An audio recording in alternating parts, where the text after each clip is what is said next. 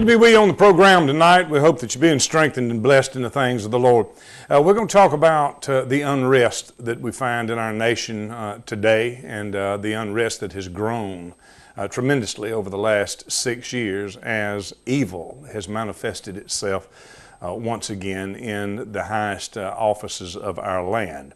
It has manifested and trickled down to the communities around our nation, and it is causing quite a bit of unrest and sorrow to a whole lot of people. What we need to do and what we should do and what all of us should be concerned about is peace. But peace, with it comes a price. One of the things is we have to learn and know those who sow something other than peace, those who desire for personal gain or control, to sow unrest, strife, and the works of Satan, that is, to divide one another and therefore conquer. We have to educate ourselves with true facts, and we have to stand against those who are evil, and we have to resist the spirit of intimidation that is used whenever evil manifests itself. Their primary goal is to silence the truth and silence that which would promote peace and righteousness by the art of fear and intimidation. And as we've shared many times, the passage of Scripture that the Bible declares for us that God's not given us a spirit of fear, which is timidity, intimidation. God has not given us a spirit of intimidation.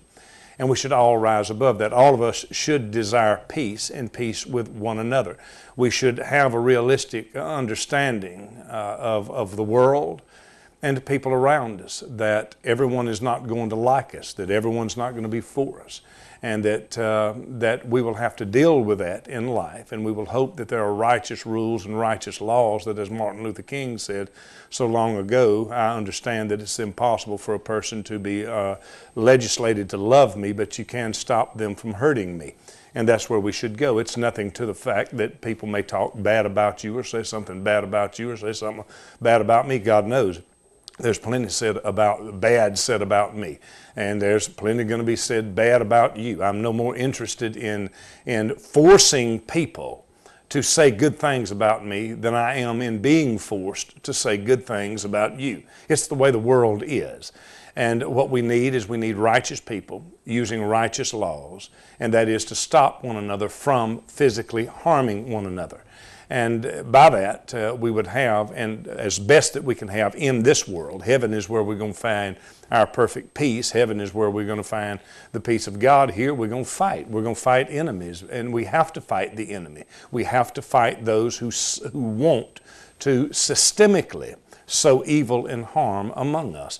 So with that, we're going to talk about the unrest that is in our country tonight, and we're going to deal with that as each and every one of us sees that there is in fact an unrest in America, and it has grown over the past 5-6 years. You'll need to understand that where the unrest comes from, and where the unrest to the most part, not all of it, but to the most part, where you see the unrest taking place in the country and the foolishness of burning and looting and destroying, is coming from a group which is called and has been called community organizers.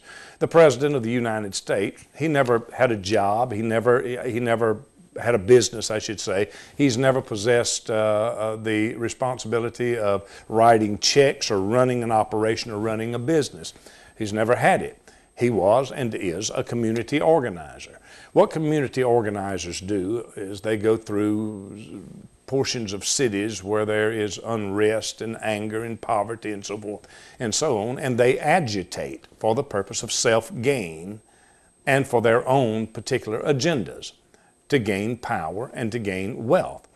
The way that community organizing works, and this is important for the television stations to know and important even for corporate America to understand, that what they do is they get discontent souls, criminal elements, and oftentimes, and they form what they call cell groups.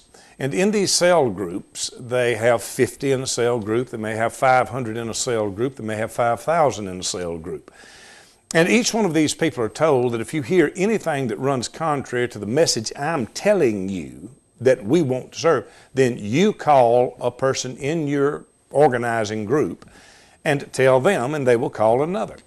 So should someone say something on television that goes against what the leaders of the community organizers wants to be told, well, then there's a person in that cell group who calls another person, then that person calls another, then that person calls another, then that person calls another, until finally, if there's 50 in the cell group, 50 people are called. If there's 500 in the cell group, 500 people are called. Only one person actually saw the TV show. But in the morning, 50 people, 500 people, or 5,000 people will call the television station protesting, or they will go in front of a corporation and protest. And it looks like there's this massive swell of uprising against what was said on the TV show, when the fact of the business is only one person even saw the show.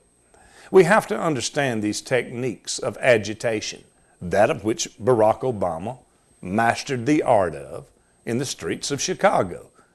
He is a community organizer, a devout follower of the book of Saul Alinsky, a communist who wrote the books Rules to Radicals, dedicated it to Lucifer, and it was for the purpose of how to overthrow the United States of America. Read the 12 rules, Google it up, of Saul Alinsky, and you'll see that in those rules is that you have to keep the people in a constant state of aggravation and agitation. They are agitators. It's what they do, and it's what's taking place around the country right now as I speak. And it is sowing unrest in our country. And it is pitting us against us, and that's not good for any of us. Now, there is this thing that is also called the grievance industry. The grievance industry is someone who makes money off of past hurts or harms. Even if those past hurts are as they're being presented or not, it doesn't make any difference. If a person can gain access to the portion of your soul that's called your emotion, then they can dictate the course of your life with facts as well as they can with lies. It is our responsibility to know the truth and to know those who labor among us. Now, with that said, I want you to understand, pertaining to the grievance industry, I want you to understand and just consider and think, and that's what I'm trying to do, is reason with you. I want you to consider and think concerning the grievance industry, those who get filthy rich off of constantly playing on some past wrong that took place. The grievance industry is based upon the idea that I am the only person that's ever been done wrong, that I have been done more wrong than anybody else, that there is a wrong that has been done to me that's been done to nobody else, and I am the one that has caught the extreme measures of the violence and the hatred, and so I have a right now to, well, burn my city down.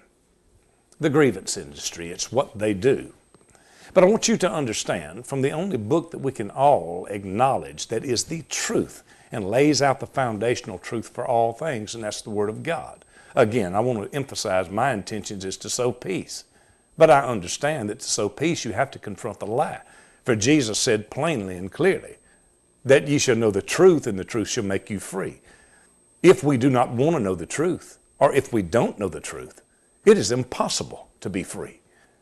We simply change the chains around our legs, of which every human being from every race on earth, at some point in the history, their descendants or their forefathers have been chained up to somebody's post. Every race, every single one of them has been chained up to somebody's post. What we have to understand is this simple truth. It's found in the book of Corinthians, chapter 10 and verse 13, 1 Corinthians. It says, "There hath no temptation taken you, but such as is common to man." Vitally important. The word temptation there is a word that means trial. For every trial is in fact a temptation.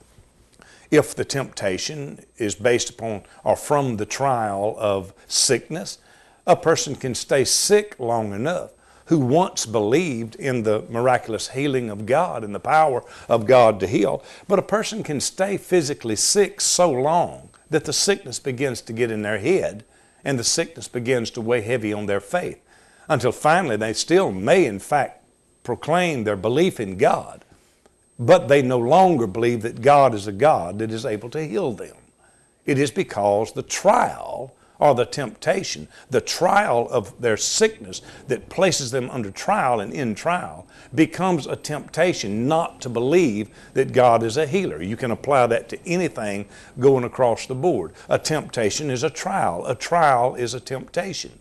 I want you to listen again to what the Word of God tells us pertaining to the commonality of all mankind. It says again, there hath no temptation, or there is no trial that is taken you, but that which is common unto man. But God is faithful, who will not suffer you to be tempted above that ye are able, but will with the temptation or with the trial also make a way of escape, that ye may be able to bear it. So, the point is very simple. There is nothing in this world that any race or any individual has ever faced that hundreds of thousands and millions of other people has not faced exactly the same thing. It's not whether or not you get out of the trials and the temptations. It is what you do in those trials and what you allow to be done to you by those trials. As we deal with the inflaming issue of slavery, especially that in America, then we must understand the truth, and it is this, that there is no one race on the face of this earth that can claim sole rights to slavery. Fact of the business is, as I stated a moment ago, slavery is something that is not at all uncommon to mankind. For every race of man, at one point or the other in history, has been in slavery. If any race wants to look back and dwell on that slavery of a bygone day and use that to inflame people to violence and self-destructive behavior, they tell us that the problems that these terrible things are happening in our cities, they tell us it's because those cities are in poverty. Poverty is the cause of it. And so those whose incited to riot goes in Baltimore and burns down 150 of the businesses. This is nonsense. These are professional thugs. These are gangs. And these are the groups that the community organizers, such as Barack Obama, Al Sharpton, Jesse Jackson, Saul Alinsky, has at their disposal. And that is a fact. Now, with the issue of slavery, I want us to keep this in mind. All things are common to man. All things are common to man. You have never faced a problem in your life that someone else, and a whole bunch of them, has not faced exactly the same problem. If you want to put this to test, do it tonight. You think of a problem right now that you're going through. I do not care what the problem is. From the worst possible problems, from the worst things possibly that's being done to you or been done to you in your childhood, I don't care what it is. I want you to go to your computer and I want you to Google that problem. I want you to expressly state exactly what it is you're going through. And then I want you to hit the enter button. And I want you to look at the multiple millions or at least hundreds of thousands of people who will express the exact same problem you're facing now. If it is a light bulb that's not working, or if it's to the most grotesque sins against you that a person can imagine, Google it, and you will see it is common throughout the world. There is nothing that is uncommon to mankind, including the issue of slavery. So what I want to do tonight, I want to spend just a moment, and I want to show you some things pertaining to slavery and America, because I stand in defense of this country. I stand in defense of this nation. I stand in defense of the Christianity of this nation that birthed it without a question. And I stand in defense of it because I love what it was. Notwithstanding, all of us has done wrong in this country. All of our people, if you like that word, has done some good. And all of our people has done some bad. Still and yet, It is a great and the greatest nation the world has ever known. So those that would use the commonality of racism and slavery to try to use it to and for one group of individuals to incite them to visit harm upon themselves. They tell us that it is because of poverty these things are taken. And then this group goes out and burns their own businesses down. There's an insanity here, and it is all of our responsibilities to stop it. Let me introduce you to 4 people here. The first is a man by the name of Anthony Johnson. The second is a man by the name of John Kasor. The third is a man by the name of Robert Parker. And I want to look at the Virginia court of 1665. Let's start with Mr. Johnson. Mr. Johnson was captured in his native Angola. That's where he lived. And he was captured by an enemy tribe, and he was sold to Arab slave traders. He was eventually sold as an indentured servant to a merchant working for a Virginia company. Mr. Johnson lived in Angola. There were tribal wars, and among his own people, other blacks, he was captured by enemy tribes, and he was turned into a slave by those of his own race, Mr. Johnson was. Mr. Johnson then was sold to Arab slave owners, of which the slave trade pretty much started. Then he became an indentured servant as he came to America. Now, in the 13 colonies of the United States, there was no legal slavery. There were, however, what you called indentured servants. And an indentured servant was someone for a debt, a bill owed, or the price it cost to get them here, had to labor or work or be contracted to or by somebody. The longest that you could hold an indentured servant was 4 to 7 years. And then, in colonial America, you had to turn the indentured servant loose after 4 to 7 years. You had to give him property, and you had to give him a working animal. Well, Mr. Johnson, who was a slave in Angola among his own people, and then sold to slave traders of the Arabs, finally found his way to America as an indentured servant working for someone that was in business in Virginia. He worked his 7 years. He was then legally let go and classified as a free man under Virginia law. Mr. Johnson, after he paid his debt or his indentured servitude, after he paid it off, he became a very wealthy farmer, possessing 250 acres of land and a very successful farm. This free black man, Anthony Johnson, had with him, working his fields, 3 white indentured servants and 1 black indentured servant. The black indentured servant was a man by the name of Mr. Kasor. Mr. Kasor, after he had worked his time and supposed to be set free as an indentured servant, well, Mr. Johnson did not believe that he had the right to be set free.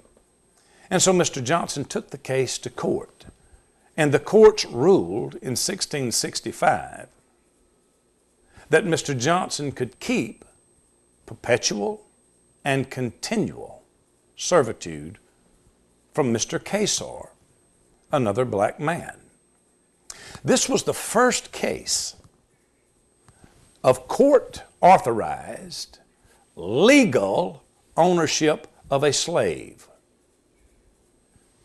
in the history of colonial America. So, in other words, the first slave owner in America, legal slave owner, was Anthony Johnson. Mr. Johnson was a black man. So the first legal slave owner in the United States of America was a black man. Now, some facts that you need to understand. Among the southern slave owning states, there was approximately 4.5% of whites that owned slaves. Less than 5 out of 100 owned slaves. However, there was 4.5 million blacks in America, and among them, 28% owned slaves. The point is this: it is not in any way to shift the blame to anything or anybody. It is simply to show the truth. The case with Mr. Johnson is a very clear and simple case. It is of historic record, and the history is correct. Even those who refuse to accept the fact that he was the first man to own a slave, stating that indentured servants and others were in fact slaves. Even those who try to contest it cannot, nor do they even try to contest the fact that Mr. Johnson, a black man, was in fact the first legal slave owner in America. And you can find online the actual handwritten legal document from the court, from the Virginia court in 1665, giving Mr. Johnson the right to own Mr. Casar as a perpetual slave.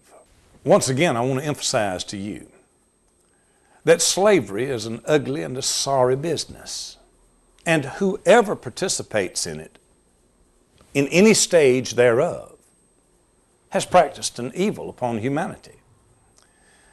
The problem with slavery is the truth of it is not known. 4.5% of whites in the southern states own slaves. 28% of the 4.5 million blacks that lived in America, 28% owned slaves. 1%, a little over 1% of the entire nation of America, only a little over 1% owned slaves.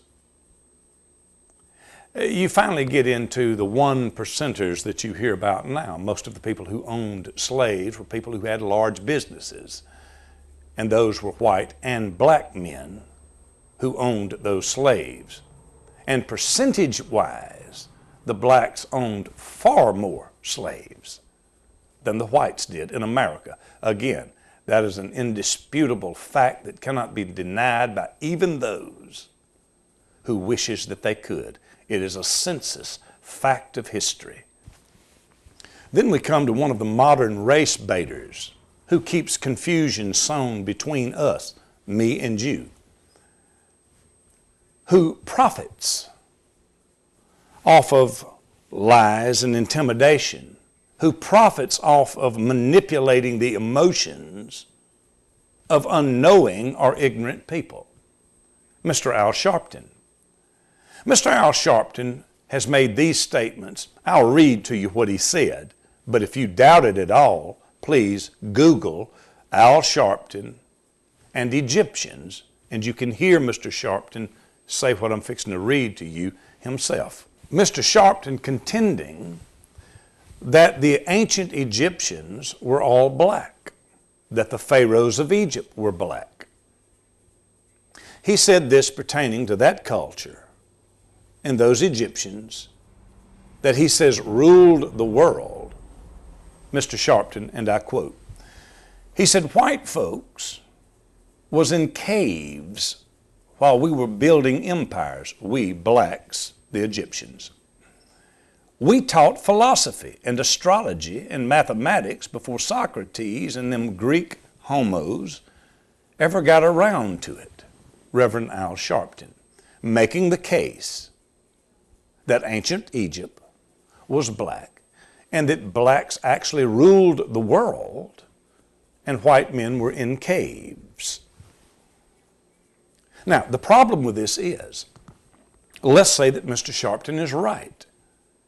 Let's say that he's correct when he says that Egyptians were black and ruled the world. If that is the case, then Mr. Sharpton is acknowledging the fact that the first slave owners in the history of the world were blacks. We know that the first slave owner in America was black. Was the first cultured civilization? Were the Egyptians black? If so, then it can legally and historically be said that it was blacks that started slavery. These are bits and pieces of history that will cause some to anger, and many that's never even heard tell of it. Of Mr. Johnson, Egypt being black. Well, brothers and sisters, once again, all things are common to man. Slavery is no new issue. We've all tasted of it. All of our people has tasted of it. We need to let this foolishness go, and we need to become one as a nation. And these charlatans who has profited and gets rich off of keeping these souls inflamed with everything but the truth. Please, white, black, yellow, and brown, let's set these agitators aside, and as much as lieth possible in me and you, live at peace with one another. That would be my goal. That would be my desire. Till the next time, God keep you and bless you. I love you in the Lord.